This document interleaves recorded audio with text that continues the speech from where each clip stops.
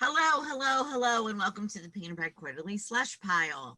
We're so glad that you're tuning in to hear us. And who's the us we'll get to in a minute, but what we're about to do is discuss some poems that have been submitted to Painted by Quarterly and clue you into what our editorial process is like. So the we is our staunch soldiers who are still here all the time, even during these times, and we're all in our own homes. Nobody's in the studio. I'm in my home on the 3rd floor in a very tight little space. I'm getting a little tired of my bedroom being my office. I'll tell you that. I know everybody has always said you shouldn't do that, but now it is definitely worse. I have dreams of the Queer Eye people coming and changing things. I actually can picture things that they'll say. I channel them, you know, because I do think there would be a way to reconfigure this, even if, Jason, I know that we all love my closet. Everyone loves my closet. I do love your closet. I know, but I think my desk should be in the closet. Yeah. No, but there's always time to make change. There's always time to rethink. There's always. I need Bobby. So I think that's the title of the episode. Kathy needs a queer eye intervention. Maybe they'll get it.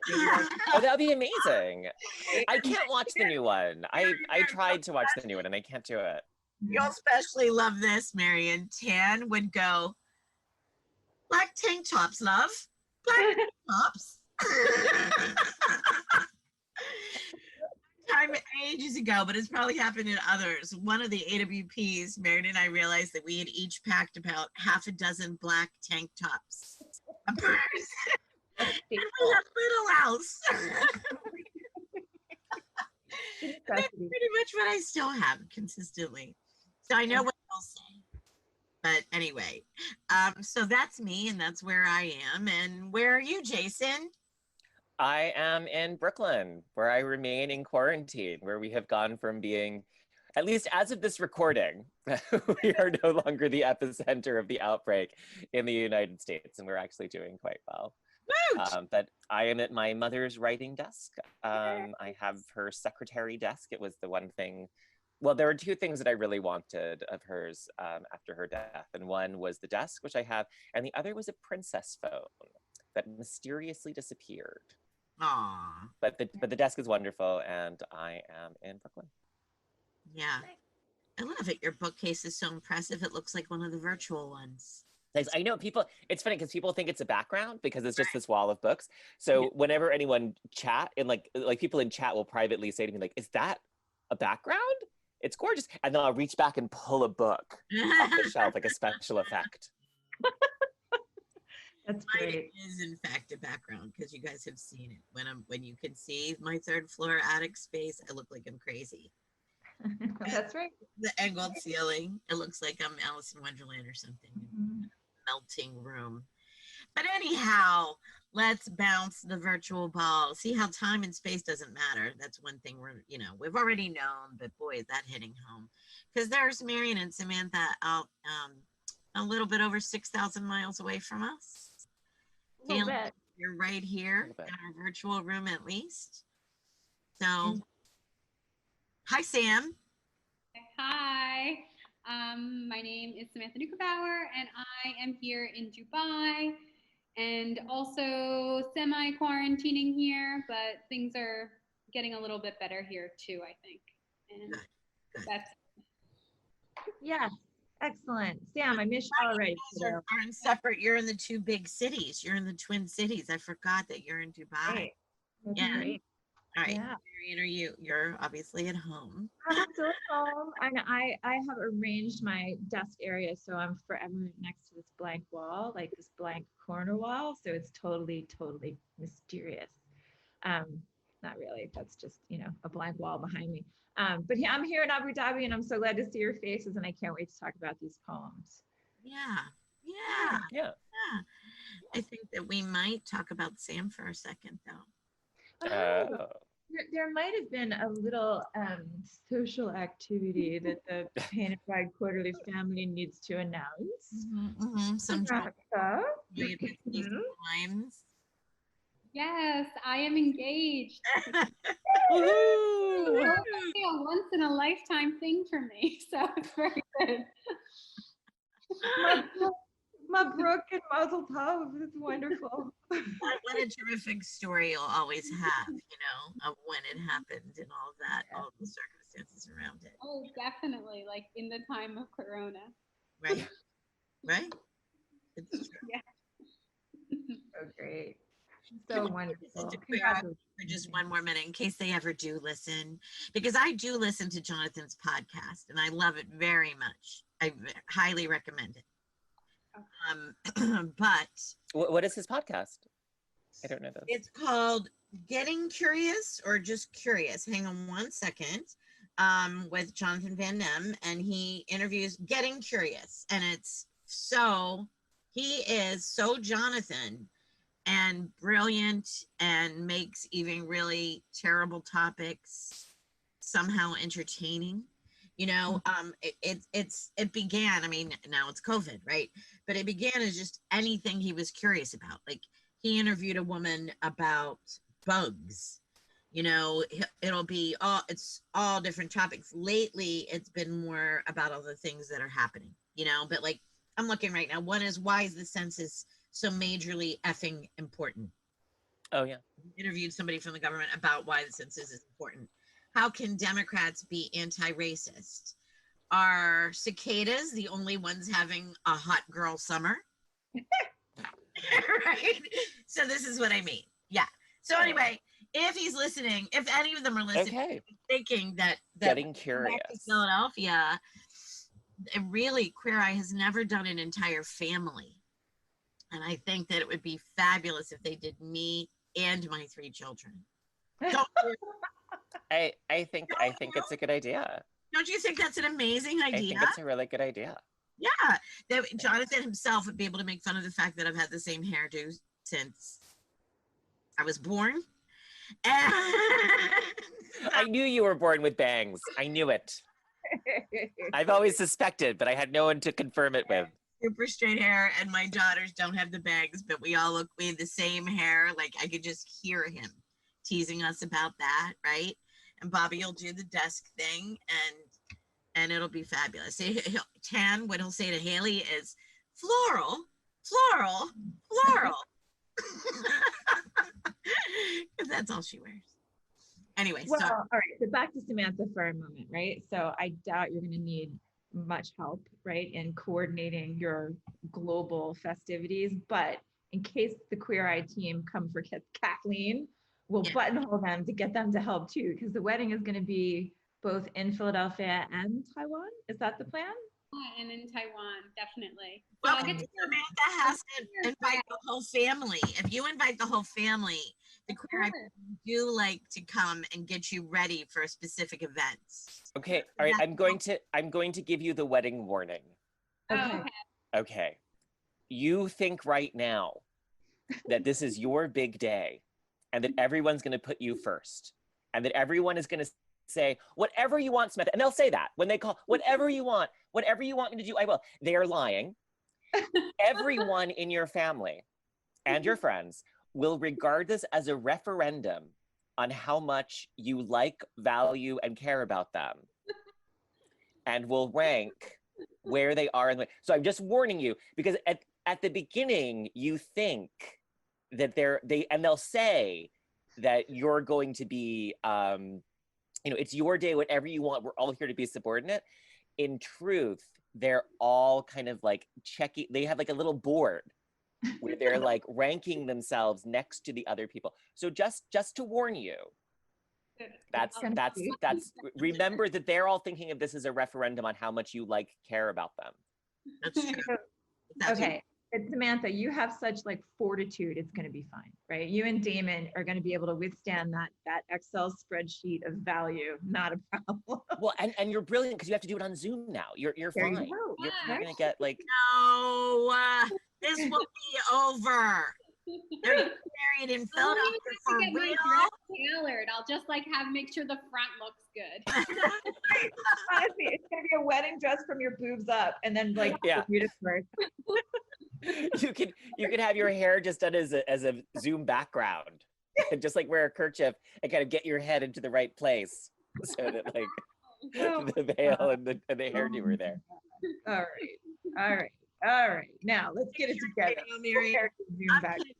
I'm picturing Jeff Royce, the poet whose poems we're about to discuss, patiently waiting and thinking to himself, I thought they were going to discuss my poems. I know, and they're talking about Jeff Royce. We're so sorry, but we really want to celebrate some good news. We haven't seen each other in a while, and we're so happy for Samantha. Yeah. So excited.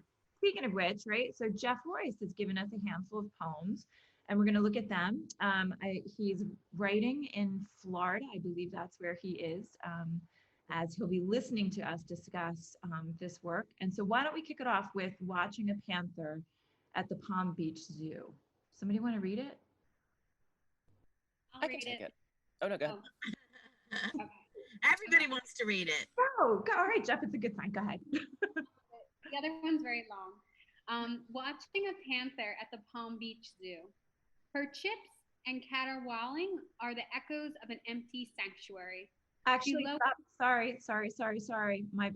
And Jeff, I apologize already. He sent me an email. There's a typo. It should be chirps. Her chirps. Oh, okay. Right? So he sent it as a separate document. So I'll make the time there. Write down the Yep, time. I got it. All right. So I'll tell Joe about that too. It's like it's chirp. Yeah, and he caught it as soon as he sent it too. Caterwauling, is that right? Caterwauling? Caterwauling. Walling. Walling. Okay. Caterwauling. Okay. Caterwauling. Okay. What are chips like baby panthers? It's supposed to be chirp. Chirps. Okay, thank you. Sorry. Yeah. Okay. Watching a panther at the Palm Beach Zoo. Her chirps and caterwauling are the echoes of an empty sanctuary. She lowers her stare, pulls back the fat of her mouth, but the growl rumbles in from another pen. Thunderheads build on backs of rosette spoonbills, restless in the next enclosure. Their pink shadows and the stink of flamingo shit are enough to remind me my heart is a muscle. Near the reptile house, wooden manatees drift on an ocean of organs. The music is coming from somewhere else. Thank you. Nicely read. Nicely read.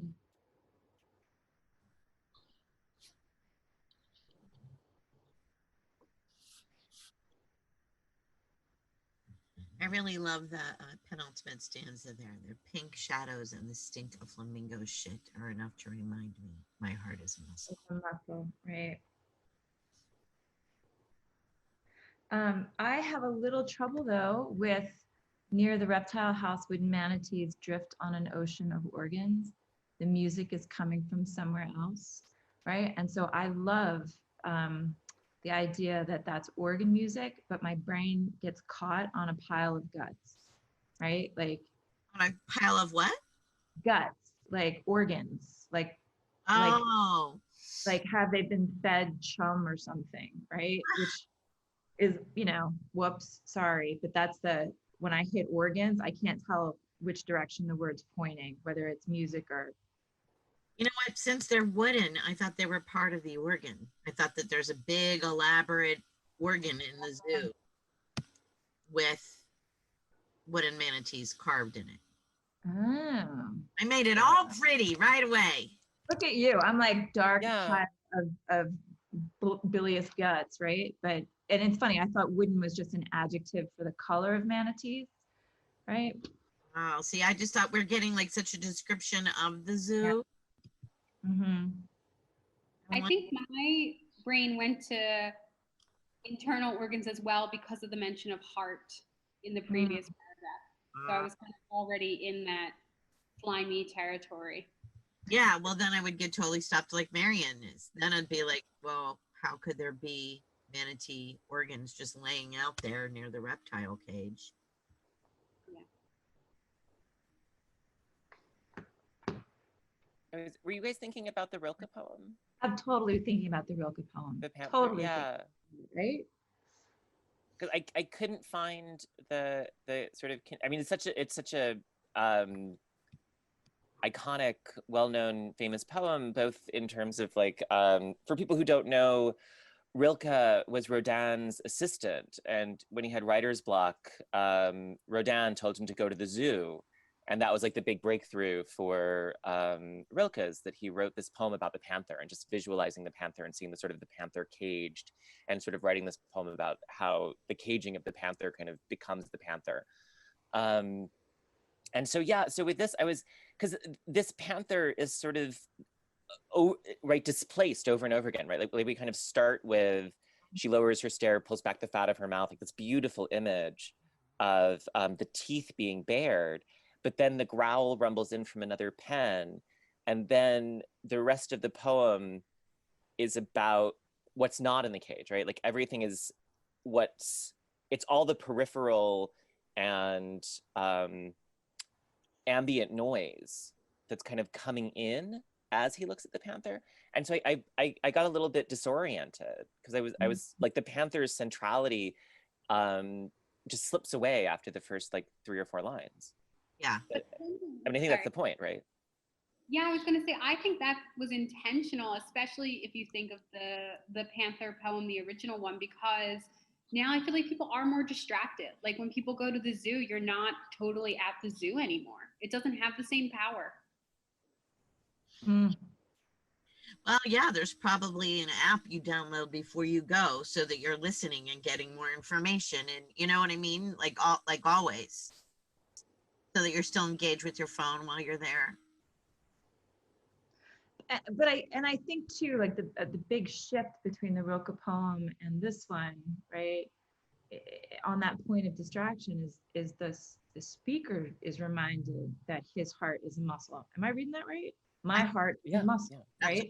Which is not the Rilke poem. The Rilke poem is observing the panther, right? Like, so like, and imagining the image working inside the panther's mind, right? So that's the way. So it's been a while since I've seen the Rilke, but this poem really is about him, the speaker, being reminded of his heart in this context, right? Of focused looking, and then the sort of like centrifuge of images around the speaker. But how did you understand that when the speaker says my heart is a muscle? Like what does that, like, sort of, what does that resonate against for you? It feels like a clench, right? It feels like, thunderheads build on backs of roseate spoonbills, restless in the next enclosure. Their pink shadows and the stink of flamingo shit are enough to remind me, right? Like so it feels like a kind of clench of the heart, but I'm not sure why, like other than the sort of wafting stink of flamingo shit, right? Like, there's something, I don't know where the ferociousness is, other than the thunderheads that have rolled right through sound, right? So the senses are all activated, sound and smell, right? And then the heart is the thumb, right? But for me, it was just a reminder of the reality of all of us, that we live and shit and die, and our hearts are muscles and not really where we love people. And it was a reality check for me. That's all it was, but I thought it was that in a great way. We're romanticizing the panther, right? And you're gawking at these animals in this unnatural situation, and none of it's real. Right? So that even works for me with the growl rumbles in from another pen. And what the growl is thunderheads, something else coming in, right? It's not about the animals at the zoo. So that's kind of how I read that.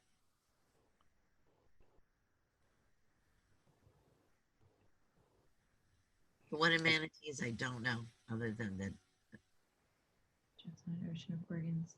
Yeah, I have to. What I love about the poem is the shift into the speaker. That it's the speaker's heart, right? That being witnessed or testified to, and not overly romanticizing the panther in that regard. It's not imagining like the panther's thought process necessarily, right? Which is, I think, a little bit closer to what Rilke was up to, right?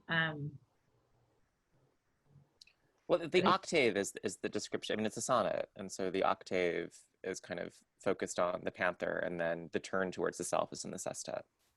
So, all right, Jason Schneiderman, we should have a sound effect for when you're able to identify the sonnet for us. It's like structure, form. Sonnet, Will Robinson. Sonnet, Will Robinson. Sonnet. Sonnet, Will Robinson. Yep. Yeah, but I still sort of have this. I don't quite get how the sestet resonates against the octave. I sort of like want that shift to kind of be a little bit more visceral. There's something about, because I love that it's the flora, right? I mean, it's the Palm Beach Zoo, and so the spoonbills and the flamingos. There's this incredibly tropical kind of image system that's kind of artificial as well. But the shift to the south kind of, I don't know. I feel I don't think I have enough space to kind of get what's really sort of at stake. So forgive me while I double check something. I believe it's Teju Cole who writes an essay about Rilke's Panther. Yes, and it's called On the Blackness of the Panther. And I'm sorry I didn't double check this, but he actually takes Rilke to task, right, for the imagining of the panther, right, and the way that he does, right, the sort of like sentience of the panther. And he does this in the context of a review of Black Panther, right? So I'll link to the essay in the show notes, right? And so what I think is happening here, right, in the sestet then, right, is the dwelling on the self, or like the reminding me that my heart is a muscle. I think my problem then is with the final three lines, because we're floating on that organ. I can't, that image doesn't anchor me, right? It doesn't, it's so close. For me, it doesn't quite like land it, but I do love this notion of the music is coming from elsewhere, because the way that points back to the thunderheads, right? Coming in from elsewhere, from another pen, right? The rumbling coming from another pen, right? But I think I'm missing the point a little bit.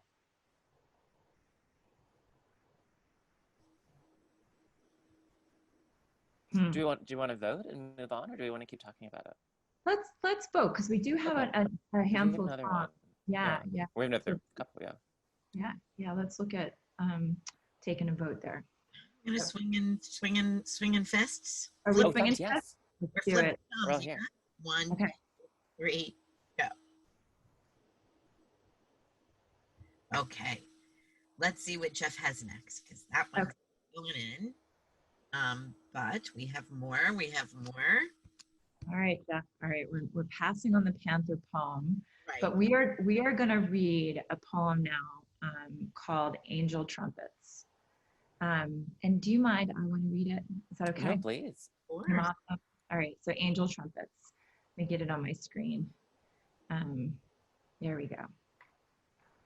And for just a little bit of context, just a scooch, I had to actually look it up. Angel trumpets are these beautiful flowers, right? That do look like trumpets, for those of you who are,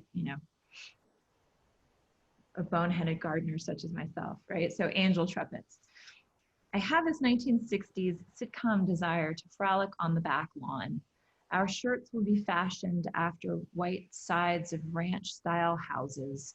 Our hearts will take shapes of plastic Adirondack chairs. The kids can blow bubbles that'll satellite the shed like little acrylic space shuttles. In the linen-scented afternoon, the backward stumbling sunlight will brighten angel trumpets, drooping polished shuttlecocks swinging like clean sheets in the here and there breeze. And I'll pick one for you, and you'll remark that the day has smelled just like a fresh haircut.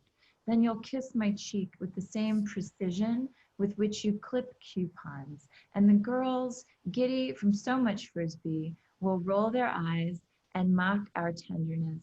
And we'll chase them, and they will feign terror and scream like they mean it. And we'll prolong their terror by pretending to just miss them. but eventually we'll tackle them and splash onto the lawn, which has always been just weeds.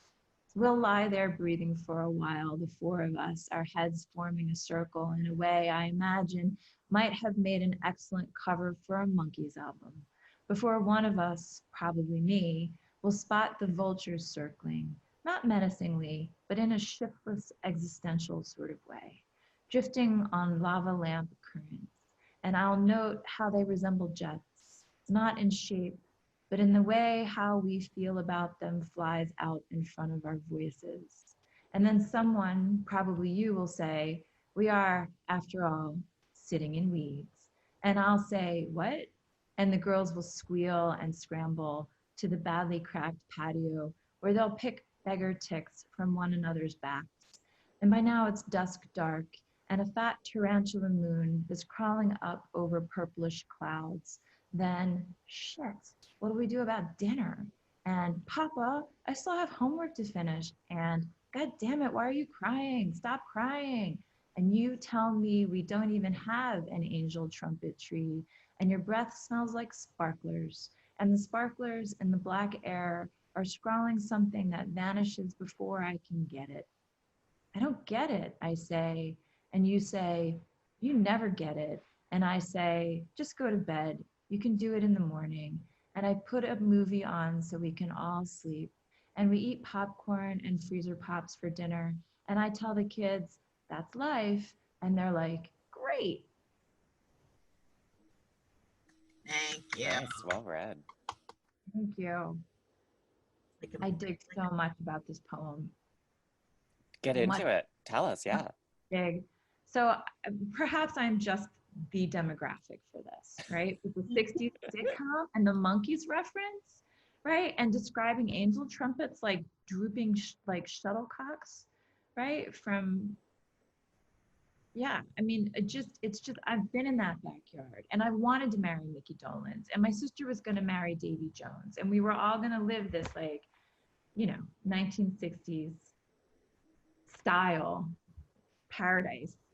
But it was always just weeds in the backyard. It's always ever been just weeds, right? Drifting on lava lamp currents. Lava lamps. My God, they're majestic. And hot. Very, very hot. Yeah. I don't have my lava lamp anymore. I had one in college. Did you? I did, yeah. It was a retro thing. I mean, you know, it can... Well, see, it was close to like original old gangster lava lamp when I was a kid, right? So. Yeah. So, but aside from the sort of pleasure, right, of those sort of pop cultural references, I really just love the sort of like capacious description of this backyard and the family sort of romping, and then sort of like coming to a sense of the sort of the shabbiness of it, like mild shabbiness, like the weeds, right, being the logic. The cracked patio, the reality sinks back in. Yeah. But so that, yeah, the turn is wonderful. And I also like that I know that none of it is real in the beginning either. You know, this is all some vision of life, not life. And so I really like that part too. You'll kiss my cheek with the same precision with which you clip coupons. Oh, the clipping coupons is so perfect. Oh, good. Yeah. The sort of domestic. Yeah. And the girls giddy from so much frisbee. Yeah. Line after line is just so good here. I could really, obviously we see this before, as we vet them, that we haven't gotten to talk to them as a group, talk about them as a group. And reading this again, it's just like a little mini movie almost. It's at least a video. Yeah. Very, very good video. And that I would watch again and probably again. And then, so Marion, you got to watch this. Yeah. Wait, listen, I have to tell you though, like one minor beef with this poem is the dialogue at the end, right? Like that to me feels a little, not forced, but it slides, right? Like it slides off right into something that I'm not quite sure about. Like, that's life. And they're like, great. Like, I almost read that, like they're great. Like, whatever that, what's that cereal commercial? Tony the right? Tiger. Tony the Tiger, which I don't, you know, like, that's not, I don't think that's what Jeff is going for here, but this is because I'm in my universe of those references, like, I'm stuck in that. Okay. Well, I mean, for me, the goddamn it, why are you crying? Stop crying. Was like sort of terrifying, right? I mean, you sort of have this like sudden moment of just intense cruelty and sort of unintentional, responsive, reflexive cruelty, which seems so consistent with the rest of the image system. But I mean, kind of like just does this kind of like very, very careful moment of darkening the image system, of just giving us this like much scarier version of it. And but I really liked that. I mean, that felt really accurate to me. The darkness kind of escalates for me, right? After all, we're sitting in weeds, right? And then it gets to that, you know, shit comes first. Even a tarantula moon, purplish clouds, that's a Halloween moon, right? And all of these realities, you know, are crashing. And so for the speaker to say, God damn it, why are you crying? Stop crying. Sounds like that kind of parent, you know, the parent that he's created. That's that era of parent. Yeah. You know? And it does work for me. I don't get Tony the Tiger at all at the end.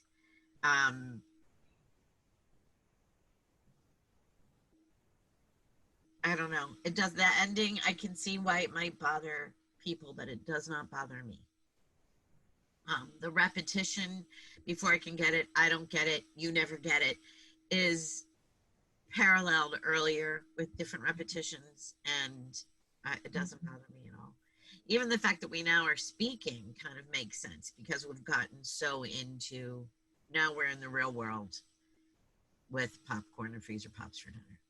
I love putting on the movie so we can sleep. Like, I mean, the idea that, you know, like our entertainments are not, they're just kind of noise that sends us off to other places. Like, I mean, I really loved the way it kind of coalesces around the television at the very end with this kind of, you know, like there's homework that needs to be done. There's, you know, all these things that are sort of like piling up, and instead, you know, there's more distractions, so we can just kind of like delay obligation let's a go little back further. out of reality. Let's go back out of reality. Let's put on a movie and pretend this isn't our life again. I think actually in the last poem, Marian, you had brought up that Teju Cole essay. And I don't remember it all, but I remember there's a part in that where he talks about like knowledge being different before, and how it wasn't all like fact-based. And I actually think this essay also makes me think of this poem too, because like there's a different way that people are talking to here. And I love this in the same way that I love Now and Then. And I love it in the way that is different than I like Now and Then when I was younger, before kind of everything collapsed about, for me anyway, the reality of a lot of these sitcoms and shows. And I love the idea of angels themselves like being innocent for the most part, and then kind of that idea of that crashing down too. So I think angels and innocence is doing a lot here, not just like in terms of the plants of the angel trumpet. So can I ask a big dorky question? What did you mean about Now and Then? Oh, you know that movie Now and Then? It's a great movie. It is about 4 women, friendship movie, growing up in this time period, and it flips back and forth between them being adults and them being children. Great soundtrack, really good. Yeah. Okay, it's in the show notes. It's good. It's a great sleepover movie.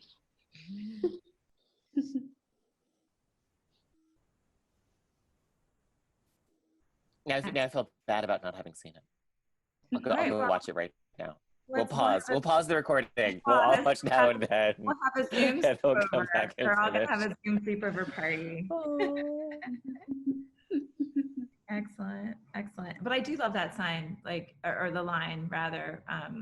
We are, after all, sitting in weeds, right? Like, sure, of course you are. It's dandelions and crabgrass, right? Like, I know that one, right? There's a sort of weird pleasure of recognition, right? It's not quite nostalgia, right? But there's like a, the way, that sort of like cultural knowledge is passing through these images and these references.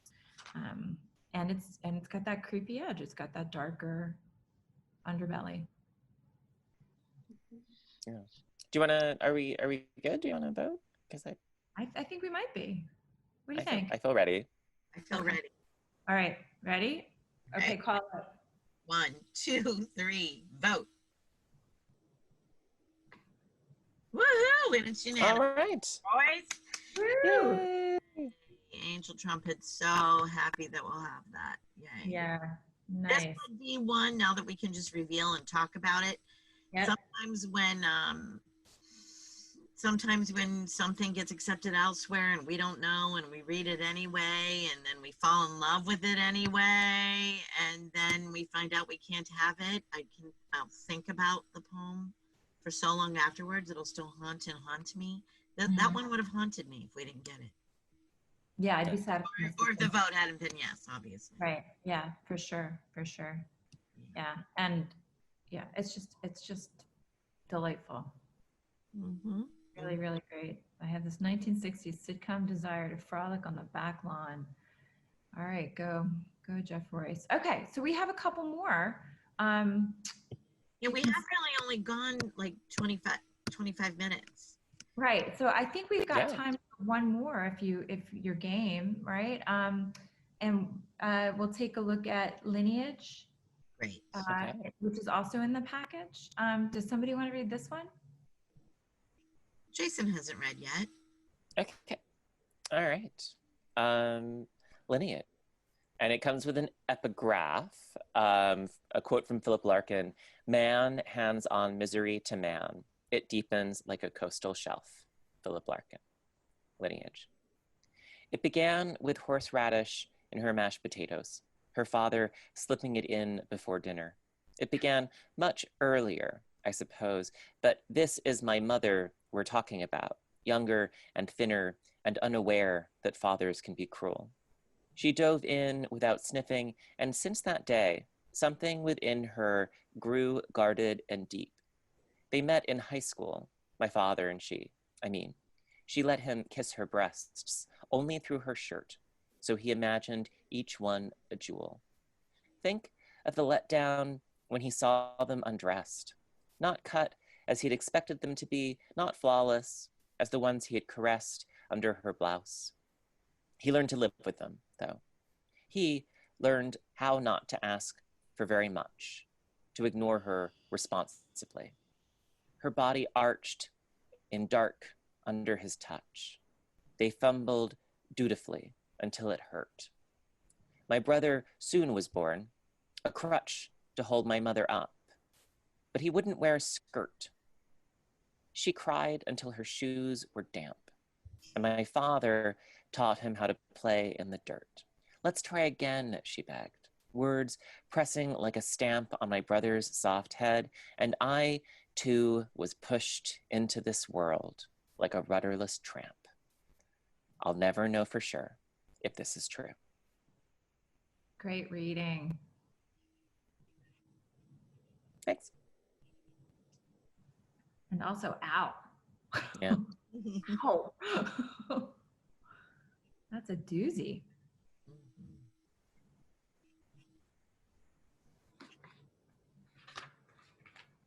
It's again that Rilkean right turn. You must change your life. I'll never know for sure if this is true. True, right?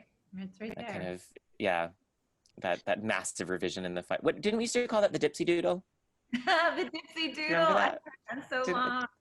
Wasn't that our like term for that? You Back know, in the day. I really don't like what I call a bump ending, and this isn't that at all. This for me, rather than makes me feel like, like you've tricked me in a negative way. It makes it even more poignant. Because as I'm reading it, I'm thinking, how does he know this stuff about how, you know, how mom and dad made out? You know, Yeah. how does he know about that, and which one of them would tell him this story, and what, you know, I am questioning what's real and what's not, right? And my brother was born, but he wouldn't wear a skirt. What a verb choice. He wouldn't, like, he refused to, you know. I read that initially as he refused to, like she wanted to dress up the son as a girl, but I think it's also just like she wanted a girl. She wanted someone to wear skirts, and he wouldn't be wearing skirts. Like not that the boy refused, but that the mother didn't have the opportunity. Right. Well, by Let's Try Again, that's very clear. Yeah. Right. When I first read it, I was a little like, you know, why would, you know, I don't know, but.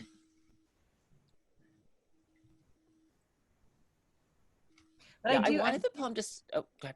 I'm sorry, but I do love that moment. The way that sort of like the reading, that the word choice trips you up. It sort of points you in two directions before it lands into the sort of clarity about her wanting to try again. She wants a girl, right? So the he wouldn't wear a skirt gives you a kind of like resistance or refusal that's already like threaded in, you know, to the top of this piece. This kind of like refusal or disappointment, like a kind of chronic disappointment in the house. Yeah.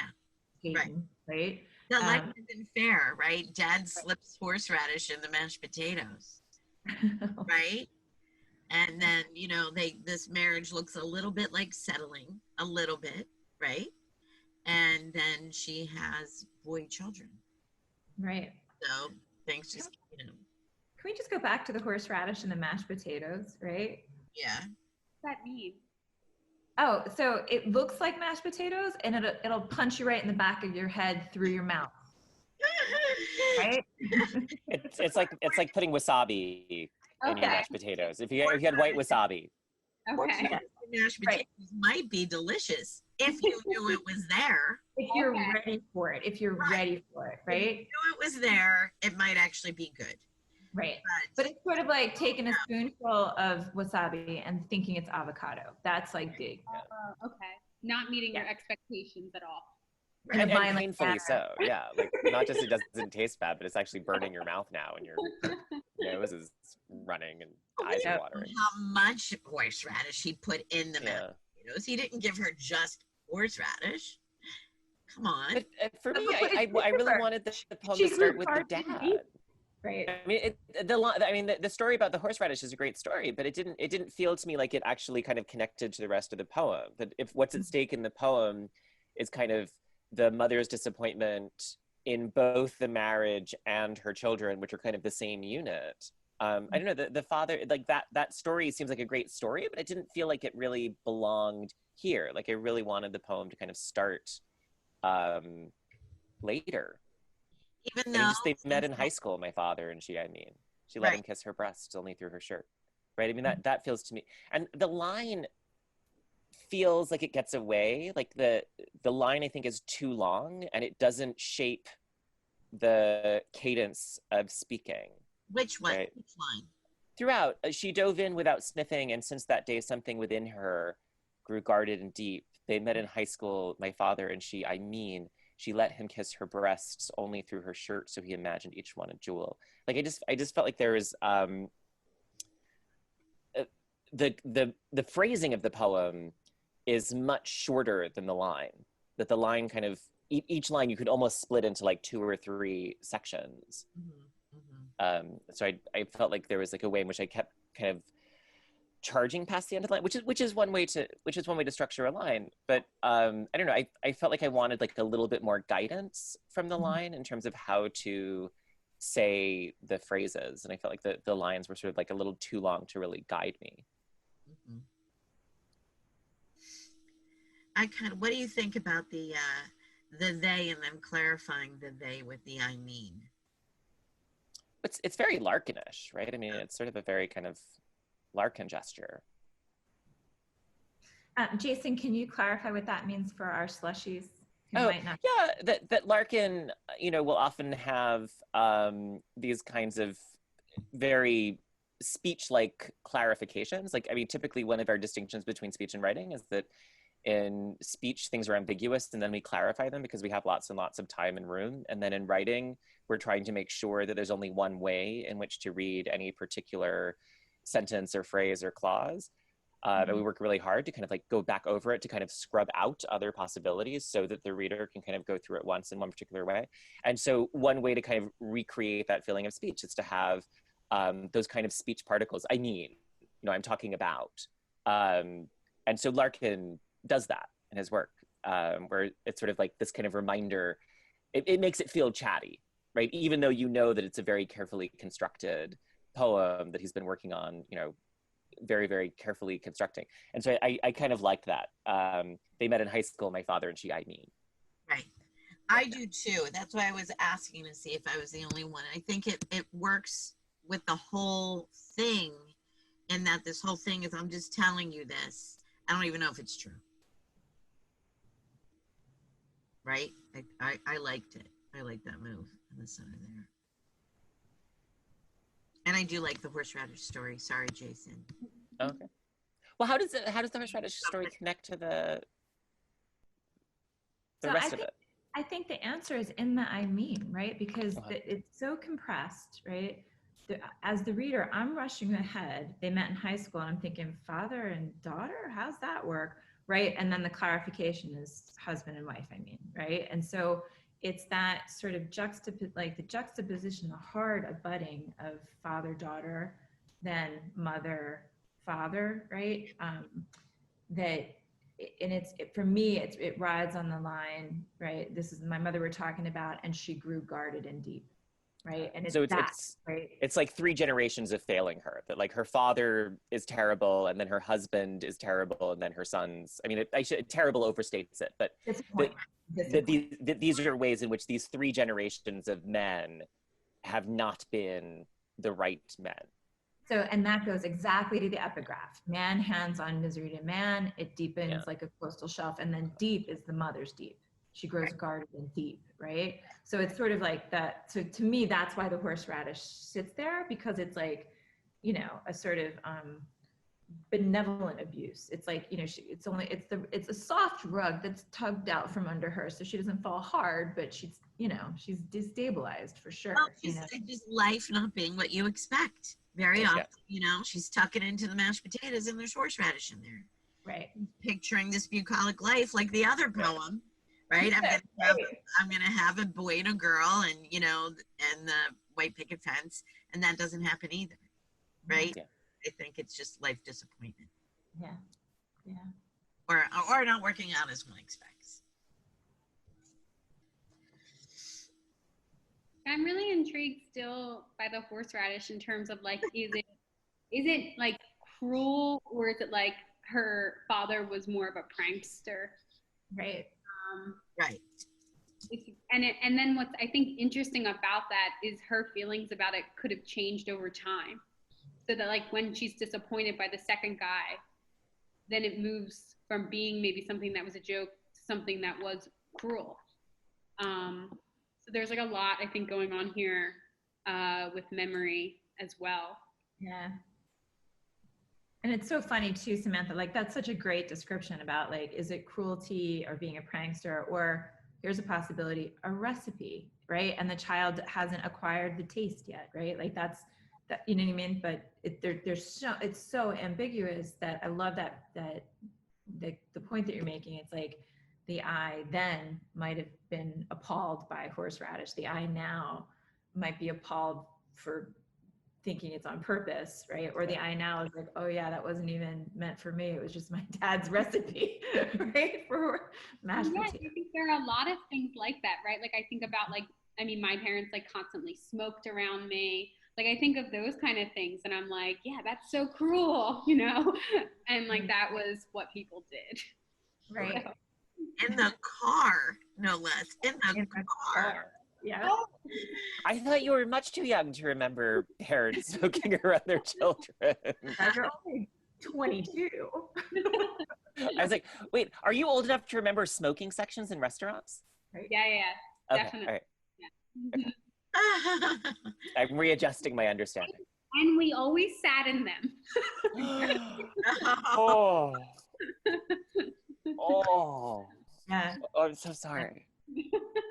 I'm old enough to remember smoking in the grocery store. That freaks my kid. Oh. I mean, when I was very little, but I do remember there were ashtrays, those kinds that have sand on the bottom, at the end of aisles, and grown-ups would smoke as they went around. You smoked on airplanes, and airplanes are still made with little like cigarette in the arm band. Yeah, ashtrays in the armrest. I haven't seen an armrest. I don't think I've seen an ashtray in the armrest for like 15 years. Oh, sure. Turkish air. But I remember them very well. One of the first places it went away, you know, Yeah.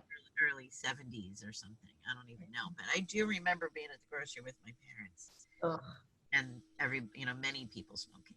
Yeah. Anyway, but that takes us back to that. Takes us back.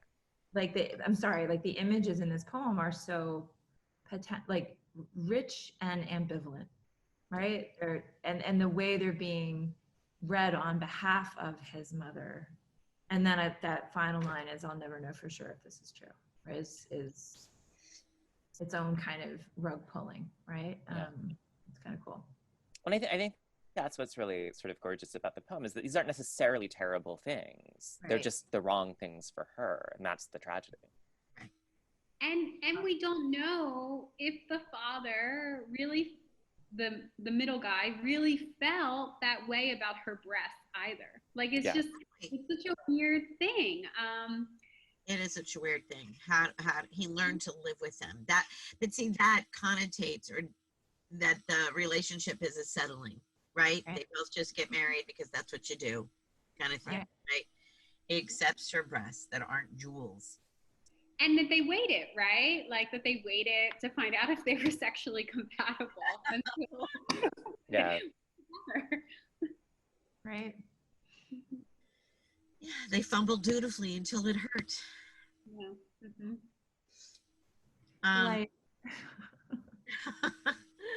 Well, and I really love next to the last stanza in this one as well, with that "let's try again," she begged, words pressing like a stamp on my brother's soft head. Like the brother grew up knowing he was a disappointment in not being a girl, right? From the mother immediately, words pressing like a stamp on my brother's soft head, and imprinting there, right? Oh, okay. Your focus on those lines and Jason's earlier comment about the lineation is now making me see what Jeff is doing with rhymes, right? Right? Potatoes, suppose, dinner, thinner, or thinner with her, cruel, school, jewel, breasts, undressed, crest, right? The interlinked stanzas here, I didn't actually catch that the first time through because it's so conversational, right? But it's actually really carefully like tonal, right? The way he's working with a rhyme scheme. I just didn't see it. Yeah. Well, that's what I always try to talk to about with students, like if rhyme can be that subtle, so that artful, and the speaker's own bars there at the end, like to build up to that's what you came into, as a rudderless tramp, right? Rudderless, what a great word. Yeah. I'll never. What? Should we vote? I think we're ready. And this. Okay. Yeah. All right. 1, 2, 3, vote. And again, it's unanimous. Woo! Thank you, Jeff Royce. Excellent. Yeah, so good. So good. Both of them. Yes. All right. Thrilled to have these poems in the upcoming issue of PBQ for sure. Thank you so much, Jeff Royce. And thank you for being patient too, because we were, hanging on to these. They were bouncing around our slush pile for a minute. So I'm glad that our editors scooped them up and found them and brought them to this conversation.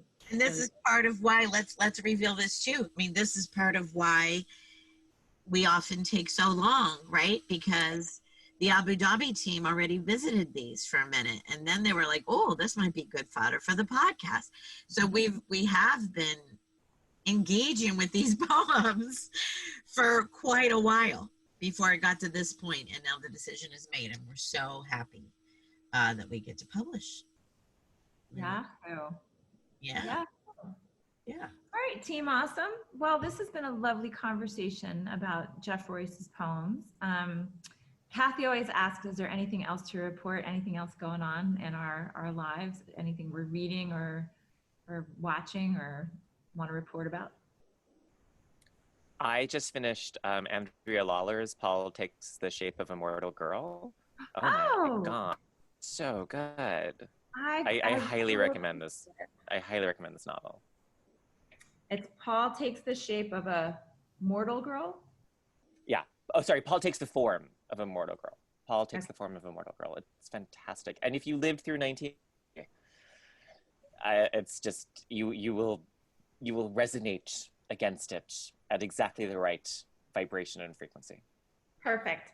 I just heard about this a couple weeks ago and read a little piece of it and was flabbergasted. It's amazing. And I was like, and it's like about 10 pages in, you're like, how can this be sustained for, like, how can this be a whole, like, won't I get, no, yes, this is going to be wonderful. Like once you're in, it's a water slide. It's fantastic. Excellent. I'm gonna watch. This is funny. I think I'm going to watch Hamilton with my daughters tonight. Oh, nice. And it's 3 hours, but we're hoping that when it's over, that we start the new series. I Will Destroy You. It's so good. Yes, I've heard, and I loved her in Chewing Gum. Mm-hmm. And this is apparently her vehicle as well. Like, she did it all. She's the star and writes it and directs it and the whole 9 yards. So they're saying it's like a little bit darker of a Fleabag, and I loved Fleabag. So yeah. Did you watch it all, Jason? No, it's not all out. You get a new episode every Monday at 9. So I'm waiting. Oh, which platform is it on? It's on HBO. Oh, okay. Oh, all right. Well, that'll be weird. It's hard because you want to binge and you can't. You can't. Yet. I mean, if you wait another 5 weeks, you can binge. Yeah. But we're gonna because we're gonna be together and we all want to watch it. And we think it's fantastic. It has things in it I have never seen on television. It has things in it that I have literally never. I would have thought were unpresentable on television, and is beautifully done. Right. Excellent. I was listening to, as all I do is listen to podcasts. I was listening to It's Been a Minute with Sam Sanders. Mm-hmm. And I love him very much. And he was all about it, as was the people he had Audie Cornish on. And they were all just singing its praises so hard. And that's what makes me want to see it. Not that I didn't already love that actress. So, yeah. Put that all in the notes, Mare. I got it. I'm taking notes. All right. So everything from Hamilton to It's Been a Minute, from Paul Takes the Form of a Mortal Girl, to our undying gratitude to Jeff Royce for submitting his poems. BBQ. Yeah. All right. Wonderful. Lovely to see your faces. And thank you, slushies, for tuning in. I hope you're writing your asses off whatever time zone you're in. Congrats again, Sam. Yes. Thank you. Yay. All right. Bye, slushies. Let us know how we're doing. Keep on reading. Woohoo! Bye, guys.